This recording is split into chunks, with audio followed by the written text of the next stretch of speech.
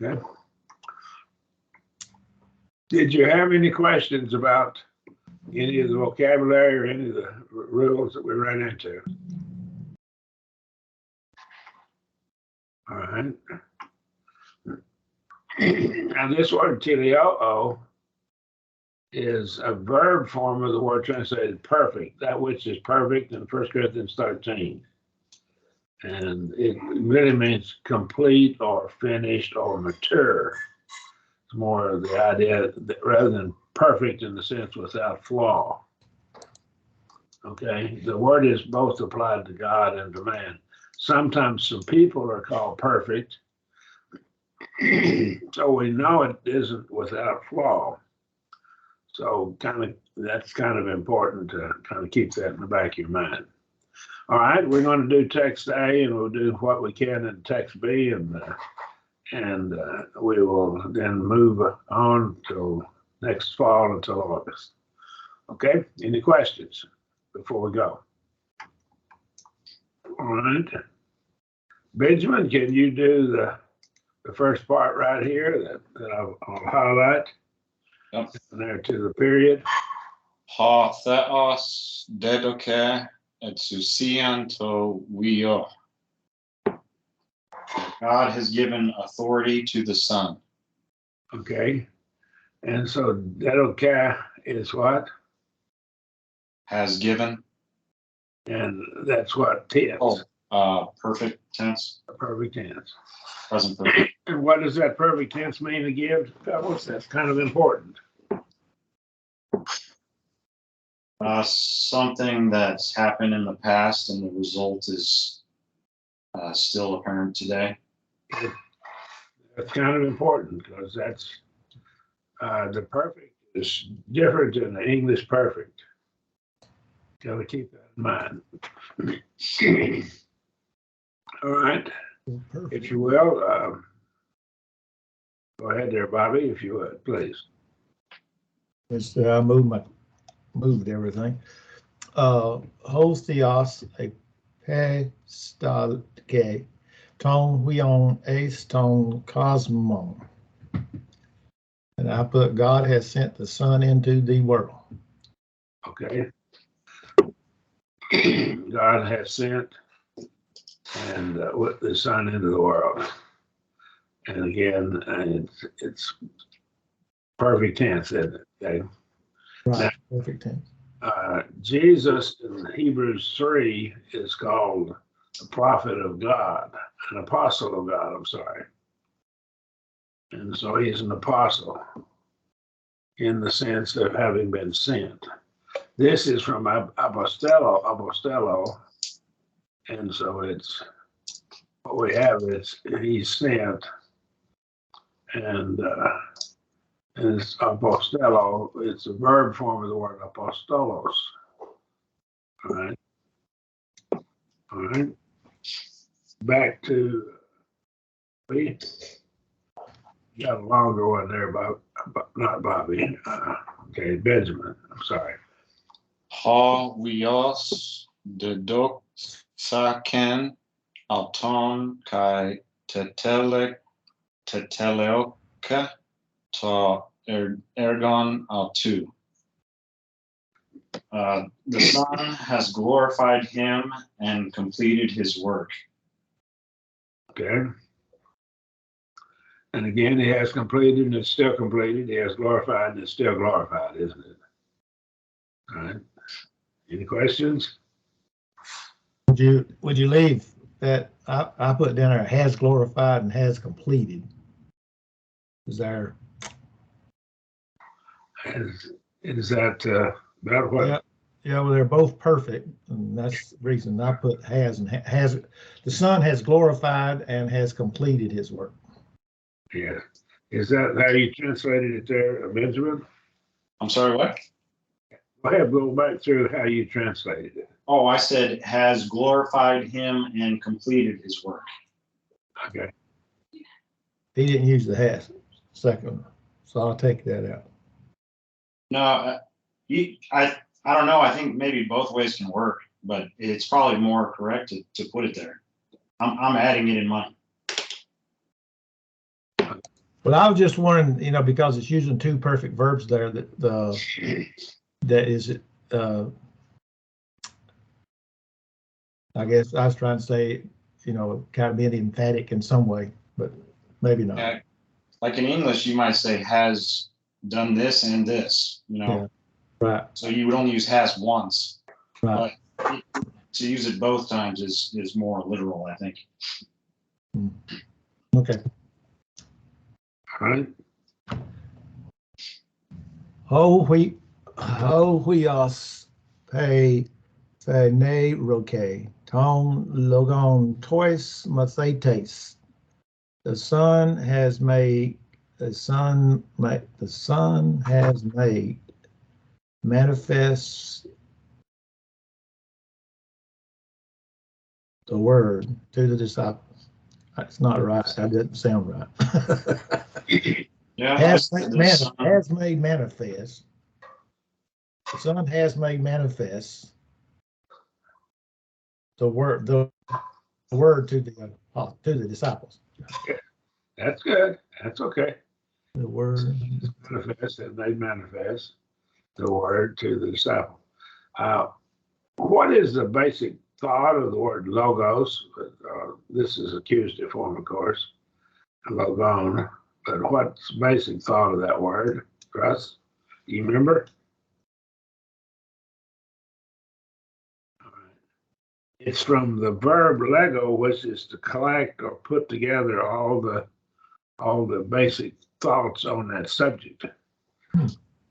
And it is a form of it is a suffix in English, like biology, see, ology, yeah, from this word, ology suffix. Biology, sociology, psychology. These are the collected thoughts on a particular subject.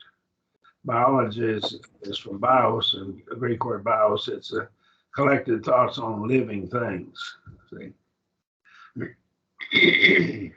Sociology is collected thoughts on society. Okay, right.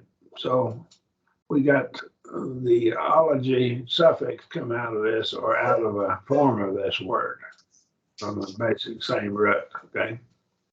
Any questions? Are there any like prepositions before logos or anything like that? I don't think so. Well, logos is used, it's the word translated word. Jesus was the word. And I interpret it to be this, it's my interpretation. Whenever it's found there in John 1, beginning was the Word, and the Word was with God, and the Word was being God. I think what it means, in my interpretation, my understanding is that he came to the earth and showed the collected thoughts on the mind of God. In other words, he showed us fully what God is like. Right. And at least what God intended for us to know about him. Of course, I don't think we can know everything about him, but I think by the word logos being used, the collected thoughts or the collected sayings on something.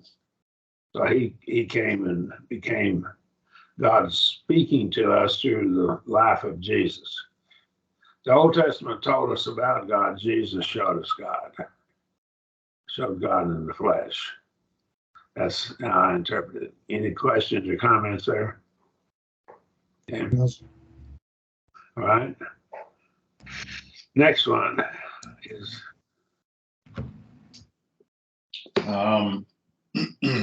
Ha theos dedoke tus mathetas auto.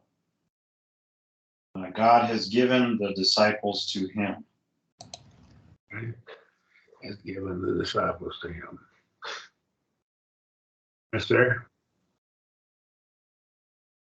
Oh, me? Okay. Long one there. Get down there.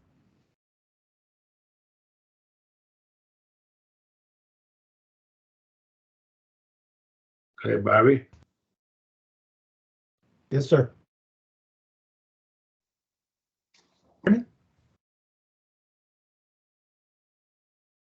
Hello? Yes, sir. We can hear you.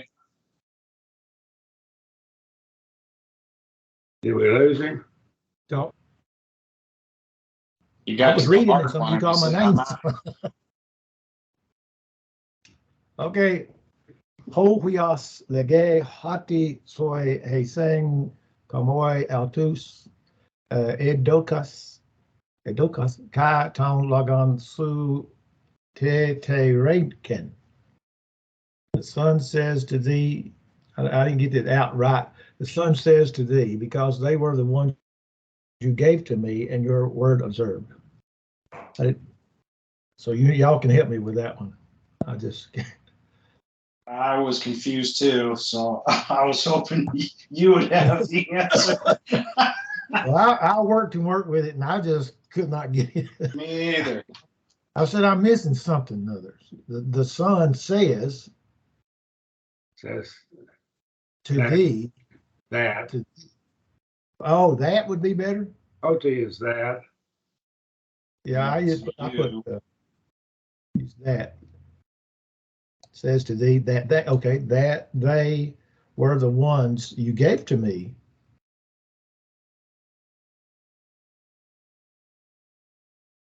And the word of you observed. They observed. Your word they observed, or this tereo is to guard something you presently possess. So it's used like in a military term to guard something, or like a police term to guard prisoners or guard something, right? So they guard, or they protect the word, or they're. Right? How did you translate it?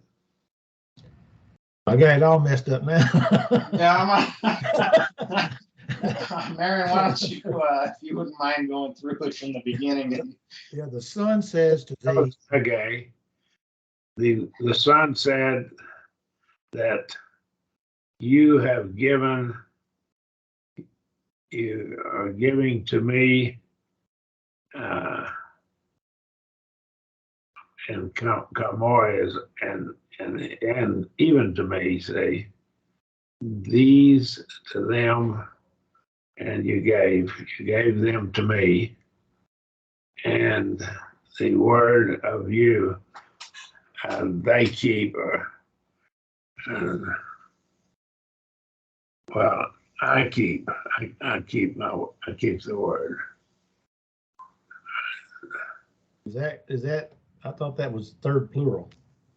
Yeah, I guess it is. So the son says that you have given even them to me, and your word they have kept. Yeah, take her up. The son says that I they were the ones to me, and they observed.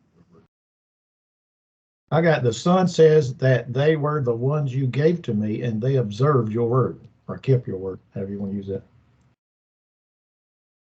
They kept your word. They observed it or guarded it. Okay. Yeah, it's a tough sentence. I struggled. I'm gonna. Okay. Hold on a minute. I'm just gonna.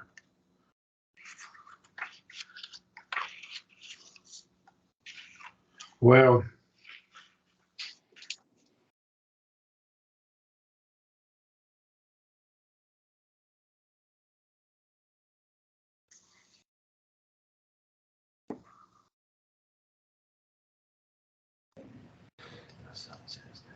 it's third person plural. Yeah.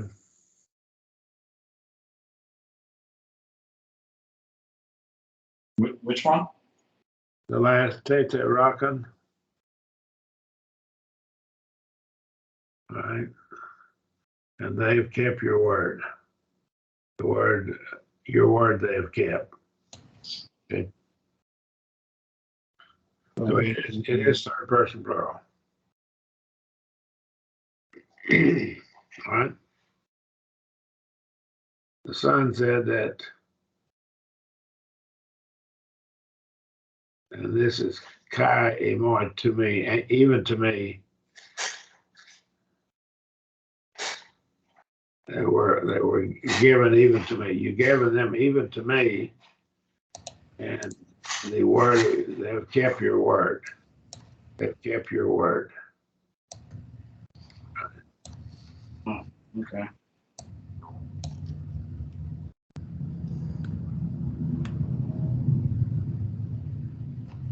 This is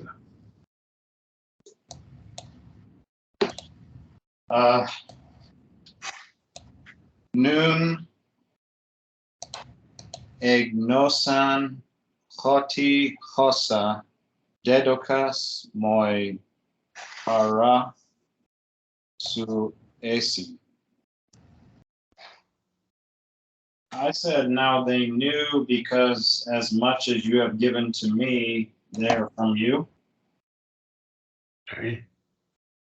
Or as much or how many things you've given to me. Right. From you, I have received. Okay. I've been given. I've given. Right. So,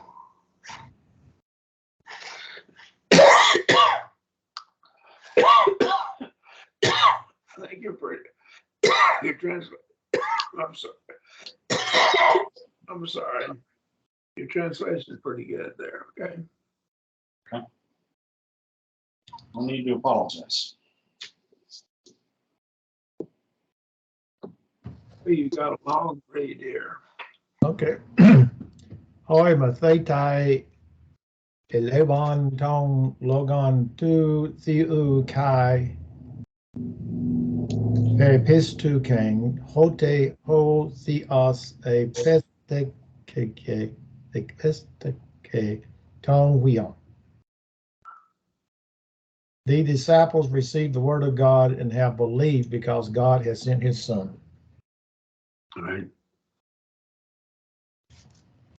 I don't see anything to add to that. Do you, Bobby? I mean, not Bobby. Benjamin, you got anything to add there? Nope. I said exactly verbatim, except instead of because, I just said that God has sent the Son. Yeah, pretty much. Believe. Okay, that God. That sounds better. That. Cause, but Hote could be a causal, but that is probably how it's translated in the, most translations. Okay. Next one, if you will, Benjamin. Pepleroke ten karan autu and tois. He has fulfilled his joy in ourselves. In us? I don't know. Or it could be by ourselves, in ourselves, or by ourselves. And he has fulfilled the joy of him in or by means of ourselves. Okay. Any comments? Let's see here. There. I'm still playing with that one. Say how you did that again. He has filled his joy. He has fulfilled his joy in ourselves. Ourselves. I had themselves. Some reason. Okay. All right. My turn again. Okay. Ho Jesus, Jesus, dele tus mathetes ene me auton kai theore te doxen autu. Jesus wants his disciples to be with him and to see his glory. All right. Over here, this is plural, of course, All right. And it's basically himself would be their selves or them their selves. Okay. Let's go back to this again. Now, what did you get this right here? Jesus wants his disciples to be with him and to see his glory. Right. He wants or wills or desires his disciples to be with him and to see his glory. Okay. What is the difference between the Thelo and Boulomai? You remember?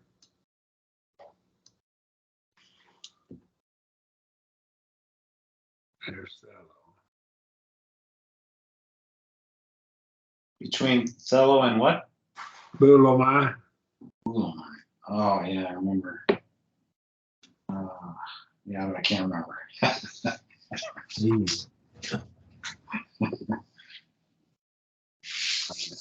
One of them is a will of the mind that you're inclined to, and the other one is something you've thought out. So we'll look at that when we get through here. We'll go and get into it. There's some lessons in that, in those two words you can derive, okay? So we'll go on the site and look at it in my file.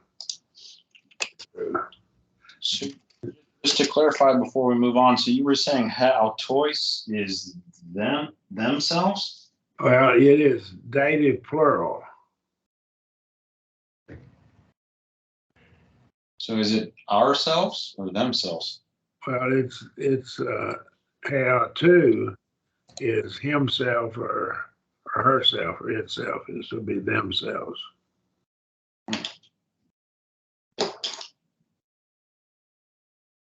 So It's derived from have to.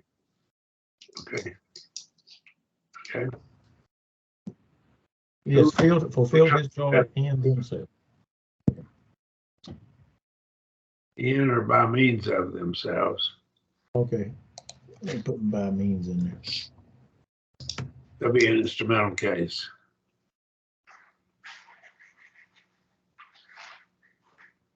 All right, who read last? I think that's me.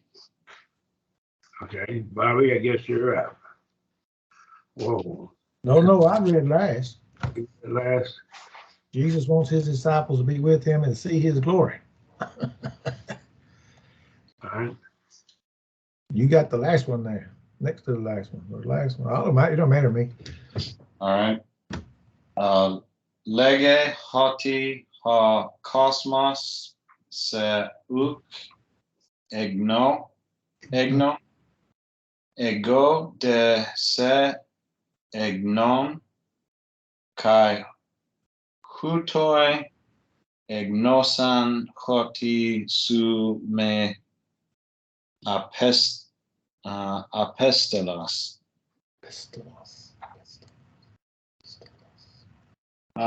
I said, he says that the world does not know you, but I know you, and these knew because you have sent me.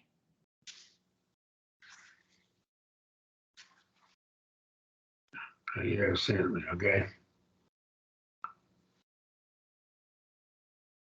Now, is this, what tense is this right here? Ignoson. Looks like future. Oh, wait, it's got That's aorist, isn't it? aorist. Yeah, it's aorist.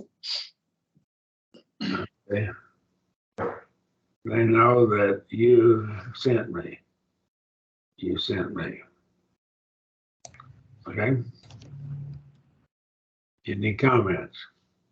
So I said, but I know you, and these knew. But you're saying, and these know because know that you have sent me? Yeah, right here. It's ours.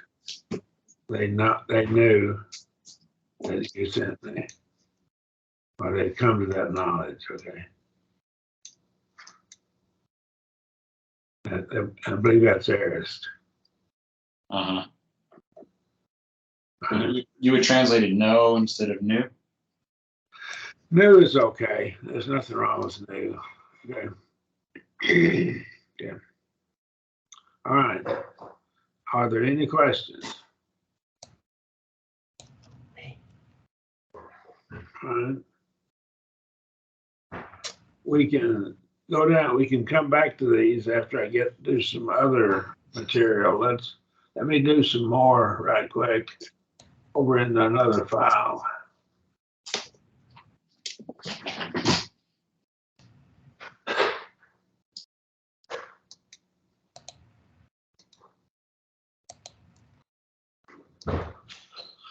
Right here, I want to add this in. This is a German word that's used with a lot of literature. Aktionsart. I'm not sure I'm pronouncing it right in German. My family would be ashamed of it because my family is German and Swiss. My grandfather was half German, half Swiss, and he spoke German. He couldn't speak English when he started school, but he was born in Wisconsin. But this word is a German word, which means type of action.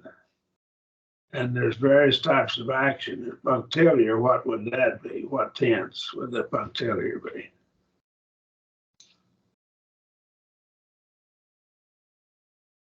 Punctiliar would be aorist. Iterative, it's repeated, repetitive on a regular basis. That would probably be your imperfect and or your present tense. Ingressive actions, and so on. These are all types of actions. Something that begins and other kinds. The category of Aktionsart describes how an action took place. So this is a German word for how the action took place. If it happened on a once occurring instantaneous basis, it's punctiliar. Right? If the action was repeated over and over, it's called iterative. If it focuses on the beginning, it's ingressive, the beginning of the starting of the action. Right? And there's a lot of confusion between this type of action and what they call aspect. And I want to talk about aspect just a bit. The general discussion between the two terms, this and Campbell, and this is in the bibliography of this file, you can get the book reference to it. And there's a general consensus to the difference between the two terms. So apparently he's claiming that the authorities, the grammarians, Greek grammarians, and lexicographers, so forth, they generally agree on this. And it's vital when you properly understand this distinction. Aktionsart refers to how an action actually takes place, what sort of action it is. Aspect refers to the viewpoint, how the action is viewed. There are two different categories. How is it viewed? All right. Now, let me point out here, we're not going to just read all of this here, but I want you to kind of be aware of this, of these two terms, because some of your advanced books will talk about this. And Moole, this is Moole here now, he talks about it too, the ethos of English verbs. Ethos is kind of like how you view it in a positive or in an ethical sense. Think of that. And the ethos of the verbs mainly on the time in which the event referred. That's English, past, present, future. In Greek, he says, on the other hand, this is probably not the most fundamental question in the interpretation of many New Testament passages.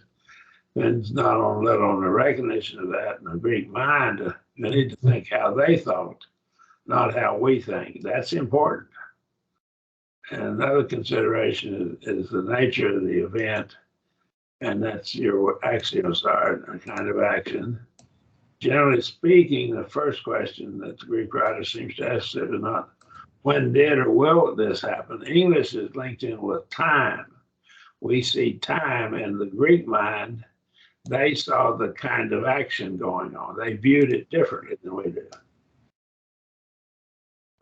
And so this is what he's trying to tell us. All right. Any question? So you need to kind of look into these. This is in this file, about page 343, starting there. And that gets down into aspect here. And the most important aspect of tense is the kind of action.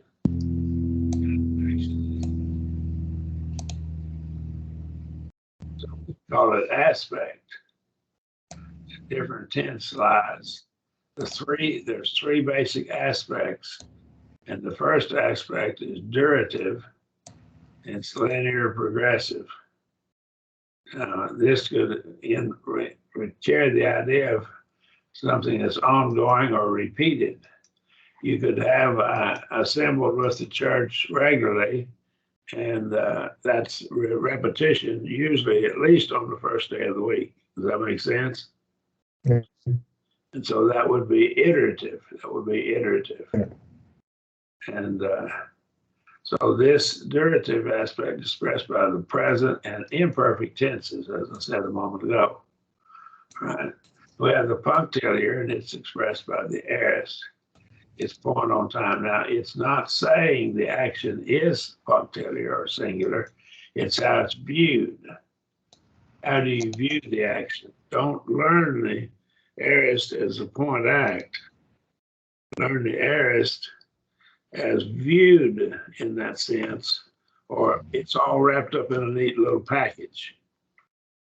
That makes sense? The difference there, right? Then you have the perfective, it's accomplished action. That's another way of viewing it. And this, of course, will be your perfect tense and your present perfect and pluperfect. It would also include the future perfect, which there's only about half a dozen of them in the New Testament. There's a rare future perfect, he says here. Right. So be aware, those are your three kinds of aspect. That's how you view it. Yeah, I have a question.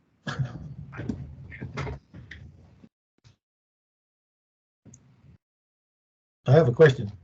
Go ahead and ask it. Can you hear me? Okay. Some time ago, I read a discussion on this, the idea in 1 Timothy 3 and verse 1, the husband of one wife. Yeah. And if I'm not mistaken, it was, and I may be mistaken, but I thought it was over this, what we're going over. In my opinion, I don't know. You know, he talks about how that he's supposed to be the husband of one wife. What if his wife dies? He's still the husband of his wife or something along that line. And they were talking about this durative and so forth. I don't think a man's married when his wife dies. I think it's single. I don't either. That was the point that I was trying to make. But if I'm not mistaken, I could go back and look at it. This is what they were talking about was the eldership and how that, the word must there, he must be blameless, the husband of one wife. And then they were dealing with this aspect. But I've run into several preachers in the church, and it just shocked me that they were arguing that if you've been married at one time, even if your wife dies, you can keep serving as an elder. Yeah, that's resurrection. They neither marry nor are given in marriage, but are as angels of God in heaven. Brother Curtis Cates taught that, and one of the students that we were supporting, and so we got in a discussion. I said, no. I said, it says must there. What must I do to be saved? It's must. What is it? What's the necessity or the necessary thing that I must do? He must be the husband of one wife. Yeah. And when my wife died, I'll cease to be the husband of one wife. Right. I was not a married man. I was single. Right. Right. I don't see it that way with them. I don't agree with them. I don't either. So this is what they were, I think, dealing. So I'm not going to look on those notes some more. So. The present and imperfect is durative. That's durative. It's continuous, linear, or linear action. Right. Yeah, Yeah, First Corinthians 7 also says a woman is bound to her husband as long as he lives. Yeah. So, right? I can't see it. I don't see their argument. I don't see there's any validity in the argument. Now, if it had been perfect tense or pluperfect, that would fit what they are saying. And the fact, if God wanted to think of it that way, he would probably, I can't read the mind of God, and I'm not proposing to, but it certainly would make more sense if it had the pluperfect. That would have fit kind of what they said, or the perfect, see. But he didn't use that. He used present tense. Yeah. Any comments? Any further questions? So he would use, you're talking about in the word dea, mia, day, must, if that was pluperfect. No, if it had been pluperfect, it might give him some strength of argument. Yeah, but I'm talking about the verb there. Yeah, I'm talking about that verb. One of the two might have had an argument, but they didn't. It doesn't have that tense. And the Greek had a tense to Right. have formed and to have given them an argument, but it wasn't used by the Holy Spirit. Right. Okay. I don't see how they can make their argument. I don't understand it. I don't understand their reasoning on it. Okay. Well, I think some of that came up because there had people that was maybe two elders, and one of them's wife died, and they didn't want to dissolve the eldership. I think is the way it came up. That's what I was going to say, Bobby. Generally speaking, in these cases, it becomes an issue of tension when one of the people falls into the category of the subject under question.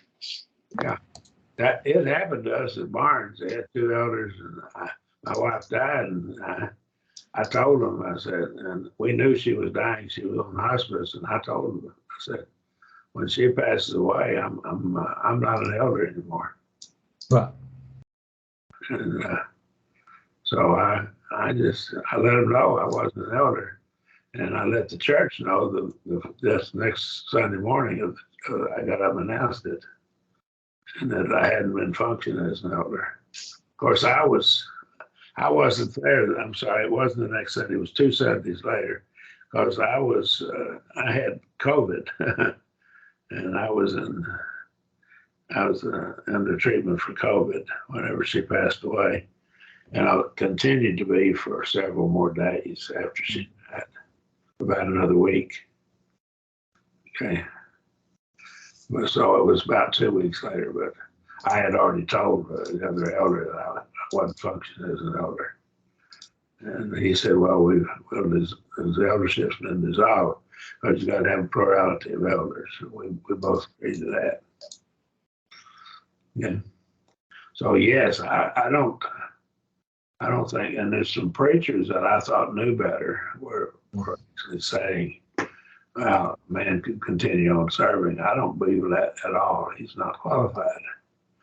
And it's not necessarily he's not qualified in a sinful sense, just that he doesn't have the qualifications, see. I don't have to know why God required an elder to be married, but he did, and I don't have to understand even why. I may have some ideas why, but he hadn't told me, and so I can't say why. I'm sorry, we got off here. That's a good question. Well, I appreciate that. I wanted to make sure in reference to what we were studying here that how they made application to that. So they might have more argument if it had been perfect tense or perfect. They might have an argument, a better case, but they don't have a case here. I don't think with the present tense. Right. Well, that's what I kept. Somebody called me and asked me about it, and I told them, I said, well, it's present tense. That means it has to be present in reference. They have to continue to be the husband of one wife. They must have a wife, just like all the others there. I want to go in and show you one other thing. I'm highlighting it here. The future tense 33. stands outside the aspect system of the verb. It doesn't have any inherent aspect. It's different. What it does, its meaning is picked up from context, right?